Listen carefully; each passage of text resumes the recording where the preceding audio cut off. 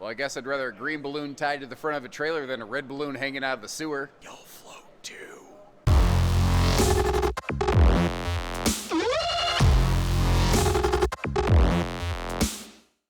Hey everybody, Josh the RV Nerd here at Bishs RV in Twin Falls, Idaho with a Coachman Spirit 2659, I think, bunkhouse. There's a lot of numbers. I've seen a lot of numbers. It's all blended together. This might look a little bit familiar to you, though. If you've watched our channel regularly or check the link in the video description, you can see the Coachmen Apex 256 bunkhouse. It is like the little brother, little sister to this one. This one is just kind of like that Apex juiced up in a couple areas and with a really different and unique dining situation. I've never had a chance to personally see it. I've only seen like pictures of it or just like the floor plan printouts from Coachmen. It's different, it's cool, but I think that's why I kind of like it.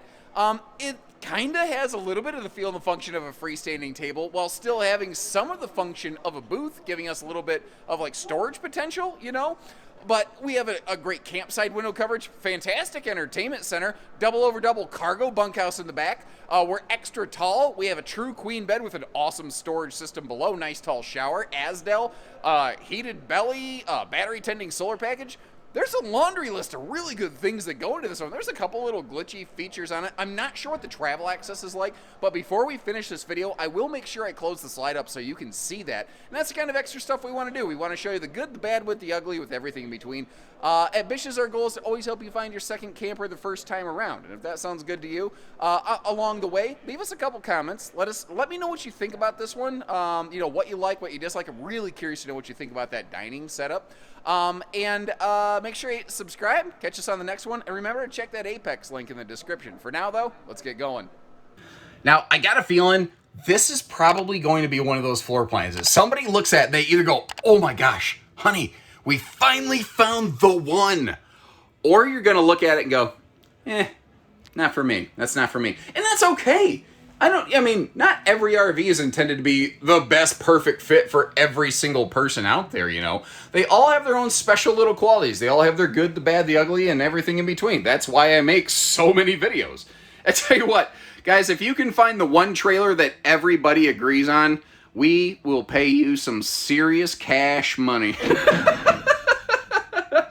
Okay, so I want to dive first and foremost into this thing over here, because this is really like one of the most unique, weird, different things that, you know, is kind of a signature on this RV. And right now I'm just sitting on the sofa. This is the view from the sofa. So you're like, it's awesome that we have a good campside window.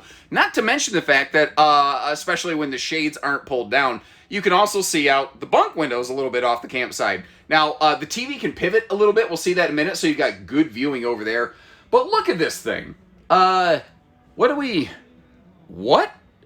do we call this little breakfast dining bar? Like, what do we do? And the thing is, like, it still gives us some of the benefit in terms of storage of a traditional booth dinette. Check this out. Check out this noise. Look at this. They are full extension doors. Actually, my only concern with these is they just stick out so far. I think you almost want to be conscious of what you're putting into them and maybe always making sure that you kind of have a hold of the end of it. But at the same time, those are some pretty heavy duty little roller glides like right there. It's just fun. Like, what would you put in this? It's so weird, so different. I don't even have an idea how I would pack it up. Now you've got the I just had an idea. You've got these four little bar stools here so that on a rainy day the kids can totally go WWE on one another. And his name is John Cena!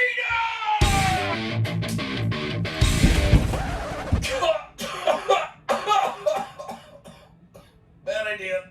Oh, ow. Yeah, no. New plan. Don't do that. Never mind. Anyway, so the full spirit, not the XTR little brother, but the full spirit that we're in is super tall and open inside. With the light colors and everything, it feels huge in here. Because first of all, you have a 6'9" sidewall. Then you have a double vaulted ceiling, vaulted inside and out to really, really open it up in here. All the cabinetry is pocket screwed, and that taller ceiling space, look how they utilize just like every square inch. Even behind the Amazon Fire Smart TV, which, by the way, let me take another seat back at the sofa real quick. I told you that TV can pivot around, so when you are sitting down, this is your view of things here. It is not bad. This is really nice. It's so hard to find bunkhouses with good door side window coverage. But look at this. Get here behind the TV, full-on storage. That, by the way, is RV Nerdism number 37. Not an ounce of space gone to waste. Now, this down here could be pantry storage. It could be clothing storage for the kids in the bunks. There's a separate dedicated pantry, so it doesn't necessarily have to be. In here, we have household, USB chargers, and a wireless charge pad that I think is very darn cool. And then let me get all these doors out of the way. Let's take a look at the bunks real good. Because this is an area a lot of manufacturers just leave pretty blank and barren. They actually did some nice things here. You know, kids have all kinds of devices and things nowadays. And on a rainy day, if everyone's stuck inside, them having their own little private space up here, their own little charger pockets, as it were, that is pretty darn cool. Now, often with cargo bunks, I see that stuff done only on the top. But notice how they gave both bunks the exact same attention. Now, you see the cargo door back there. Notice the location of the door handle. It is below the mattress, and it can deadbolt. So you don't got to worry about somebody grabbing your kid, and you don't got to worry about your kid trying to sneak out. Also, when you get to your destination, that right there makes for an absolutely fantastic little doghouse. And apparently, we have ourselves a little guest. Hi. Panning our way over here, like I said, we have like extra pantry space. And again, you know, just a good look at everything. Again, the taller ceiling, you see a taller slide out, opens everything up nicely. So it's not a giant slide RV, but it has a big open feel, you know? Also, you may have noticed that trifold sleeper sofa hide-to-bed right there. And then I think we're moving our way back, you know, to the private quarters, as you were. So like I was saying, that, you know, under the TV, it could be pantry space, it could be dresser space. If you use it as dresser space, the good news is that you pretty much always maintain a pantry here, or vice versa. You can use it either way. I'm not the boss of you. I can't tell you what to do. How would you pack this? You tell me and I'll shut up. Now, over here, the bathroom's not massive. It's pretty normal for a bunkhouse trailer of this size, though. One thing I did notice as a long-legged dude, oh, I like that motion light. That is a nice little night light. Yes. My left foot didn't have a lot of room. It was okay. I didn't exactly have to do any kind of twist 'em up bathroom yoga. But it's just kind of one of those little things to sort of keep in mind, you know. This does use the smaller bathroom vent fan. I say this all the time because it's true. That is just the easiest thing to upgrade. If this is the only thing you don't like about this RV, call our team. Our people will get a, you know, parts quote. We'll get that all figured out. We could have that installed before you take it home. Nice tall shower, though. You saw the drunken octopus coat hangers on the left side. And this is something Coachmen does a lot. If it's a bunkhouse, they give us a tub. If it's a couples camper, you tend to get more showers. Not always, but that's usually how they go about things. Is that right or wrong? You tell me. Now, something that kind of caught me a little bit by surprise in here, and I think it's actually just a symptom of a transitional change, is some of the spirits are completely carpetless, and their slide the slide flooring matches the main flooring. This one still has that little strip of carpet there. I don't know why that would be specific to this floor plan. I think that just might be a transitional thing where this may have been physically assembled before that little transition. Now, at a glance, the kitchen seems not massive or anything, and certainly it's not the biggest kitchen I've ever seen. But hang with me here, because there's a couple things that it actually does. So depending on what's going on over here, that's just extra counter space. That's more of that sealed edge thermal foil countertop stuff. Not to mention, you've got the folding countertop extension over there. And one of the smart things they did is they took the largest single appliance in the RV, the refrigerator, and they shoved it in the slide out to get it out of the way, which personally I think was a really good decision to help open things up in here.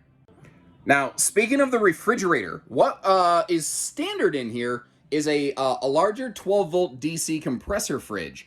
What we're looking at here today is the optional, I think, 8 cubic foot gas electric two-way refrigerator.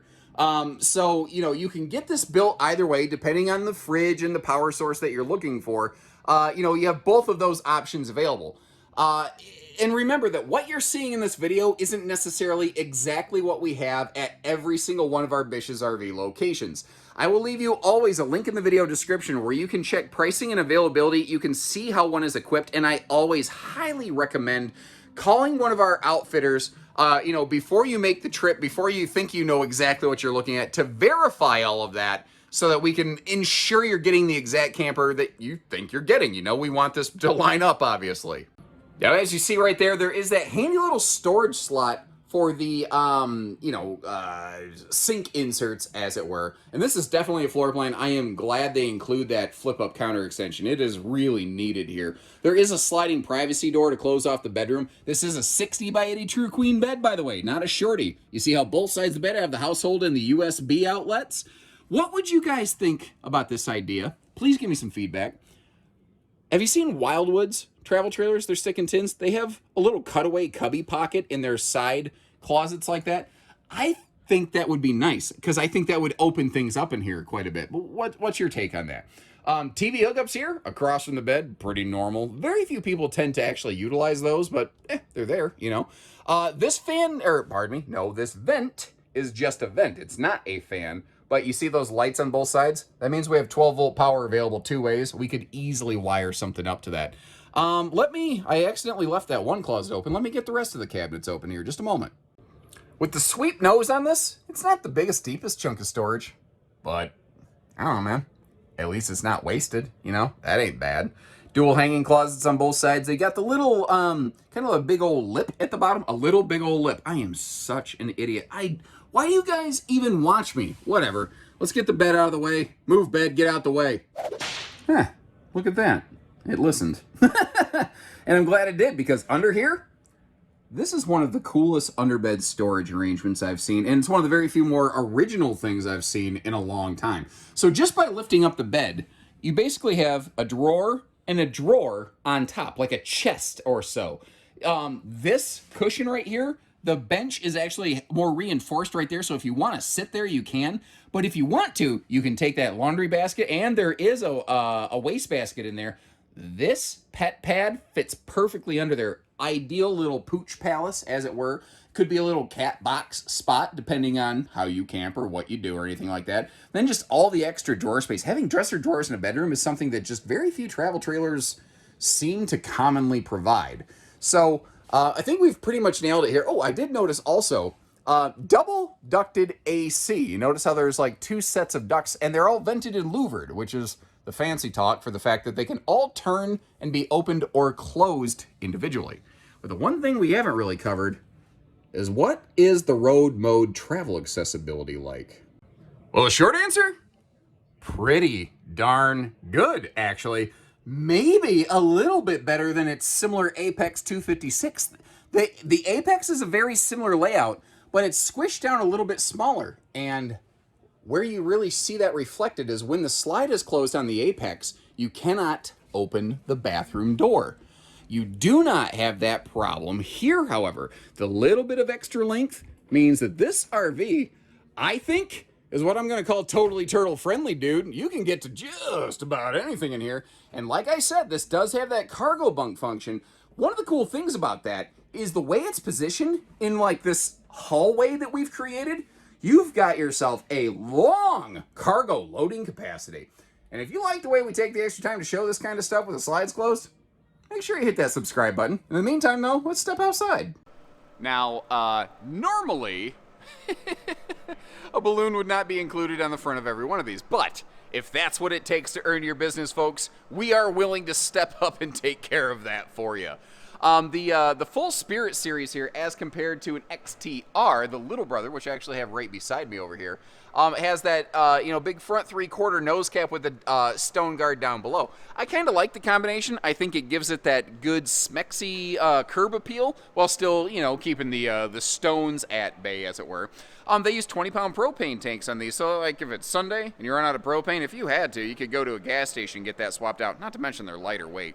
The spare tire on the tongue is actually kind of here for load equalization. If you're not real familiar with that, weight in front of the RV tows a little bit better than weight behind. And you see that red paddle switch back there. That's our battery disconnect. So when she's in storage, it's not being, eaten alive. The good news is that solar package just basically bypass that and goes straight to the battery. So the battery's still being tended even while she is in storage. That was a really good design decision here.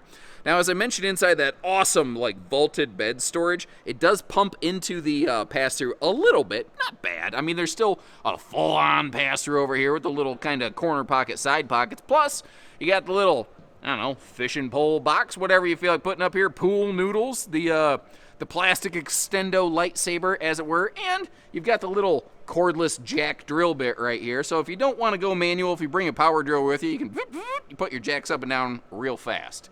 Little blue coily sprayer hose. Notice how it has like a full-on garden hose attachment. Every manufacturer seems to do that differently. Some do just the hose. Some go ahead and include a sprayer. Some do a multi-sprayer where it has like mist and shower and everything else. They do it a little bit different. Now, as I back up here, this is now getting long enough within the Freedom Spirit, or the Spirit series. It's sometimes called Freedom Spirit. They've had like 3 names. I always get it messed up. I apologize.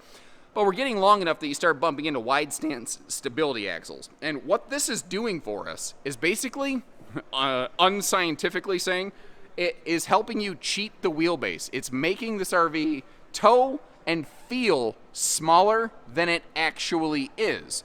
So, like I said, with this 6,200-pound empty weight plus cargo, you are within the realm of a lot of tow package half-tons. But the trailer's starting to get long enough, it can fishtail a little bit behind the thing. Of course, you want good proper weight distribution systems and whatnot, but the wide stance axles are going to help reduce and control the amount of bouncing and swaying you get in transit. This is a simple, but not a bad outside camp kitchen. It actually reminds me of some of the classic Coachmen camp kitchens that actually used to store a Coleman camp grill up there. Notice there's a little outside light there. Didn't even need to turn that on with the lights we have going here. Little things. Not my personal preference. I prefer a plumbed sink. And again, I'm more than willing to showcase where sometimes things aren't awesome. It is just kind of the dog dish style, but at the same time, it is also kind of a good opportunity to show you that is a full sealed countertop. So, that ain't all bad either because it's humid outside. It's nice to know it's not going to swell up on you. Extra little fridge outdoors right next to the dog leash latch. And as we work our way around the backside here, one of the other cool things on this one, of course, is that we have that little cargo door. Now, there's a couple different ways you can use these. I'm not a super big e-bike enthusiast or anything like that, but you get some kind of folding bike or e-bike or something like that, or just little kids' bikes, you could fit a couple of those in here. I bet if you wedged them in there diagonally and cushioned them appropriately, I bet you could get like 3 e-bikes in here. But even when the slide's closed, it's long enough. As long as it's not like a big giant 2-seater, I bet you could get a single person 10, maybe 12-foot kayak or something in there, which is cool. Also, they're still including a full rear bumper on here, which is nice. If there's little accessories you want to add onto it, please be weight conscious when you're doing that. But also at the same time, just being able to, store a sewer hose, little stuff like that is just kind of a handy little thing. All of the hookups are kind of centralized, and I like it when everything's in one spot. Now, remember that sprayer hose thing that we looked at? That would hook up into that little metallic flap that's open. But we got our black tank flush, cable, and satellite, everything all hooked up right here. Now, down below here, you get down, you see we've got our sewer outlets, of course, and the underbelly here, all enclosed, forced air heated.